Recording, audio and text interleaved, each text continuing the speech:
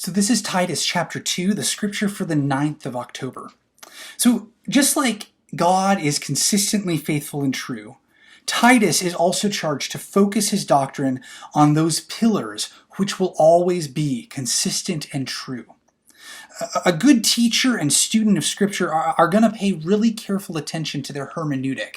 Hermeneutic is a fancy word that refers to how we interpret seemingly conflicting passages of Scripture. For example, if one of my cornerstones, and this is true, one of my cornerstones is to interpret the implicit or uncertain passages of Scripture using the explicit or certain passages of Scripture, well, that's going to color how I read Scripture. Jesus' parables and the Psalms, for example, are great illustrations, great examples of some rather unclear passages. They can be interpreted a number of ways. Some of the poetry of Proverbs, along with Ecclesiastes, also great examples of some less clear passages. But a very clear book of Scripture, really, for the most part, is the book of Romans.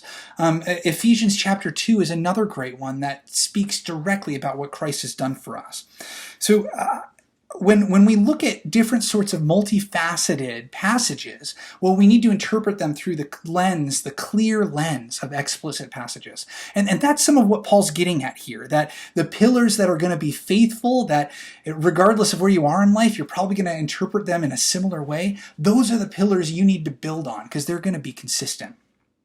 So having that in our minds, thinking in the same way, the church needs to be built in an orderly fashion. There need to be certain faithful pillars the church needs to be built on. Otherwise, what's going to happen to the church if, say, a charismatic leader leaves or somebody who was a pillar dies? The church always needs to be looking for consistency and pillars that can make sure the church is well ordered. So this also means that each layer of the church needs to submit themselves to certain instructions given by Paul. And by layer here, I'm meaning, each gender and each age group. So Paul kind of draws some quadrants here where you've got older men and women and younger men and women along with slaves who are discussed in this chapter. And I think that it's easy to see some gender stereotypes in these instructions that Paul gives, and I don't think you're necessarily wrong to see it.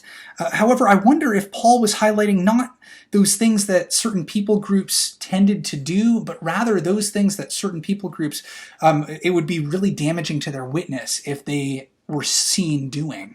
For example, temperance is something that is a thread throughout, and one of the most important things that the church needs to model to the world.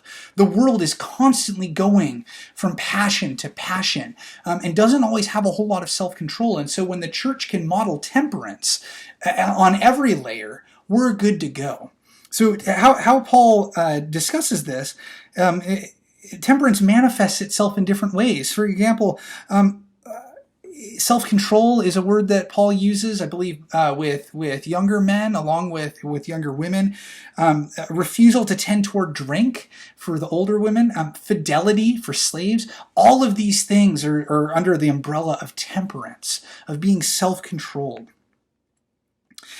This filters down from church leadership, and this is crucial for an orderly church. There are other things that are important too, but self-control is so important for a church to remain ordered. Now, although this isn't named explicitly in Paul's instructions to elders and bishops, so many of the qualifications for elders and bishops rely upon this sort of self-control. It informs all of the qualities that church leaders should have. Now, speaking personally, one of my own spiritual practices has been to endeavor toward being as unflappable as possible. Remaining a non-anxious presence, in other words. Now, this doesn't mean that I don't have emotional reactions. I very much do. But remaining in full control of myself requires that I not be led in conversations by my emotions, right? Jesus Christ also led such a life, maintaining control of himself, even to death on a cross.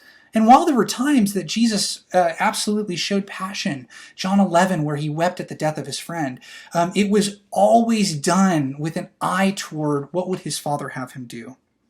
Now, being unflappable isn't the only way to accomplish this. Each of us has been gifted by God in different ways, but by keeping ourselves self-controlled, we're able to teach with gravity and with authority. And we don't always need to teach with our words. We can show that with our actions.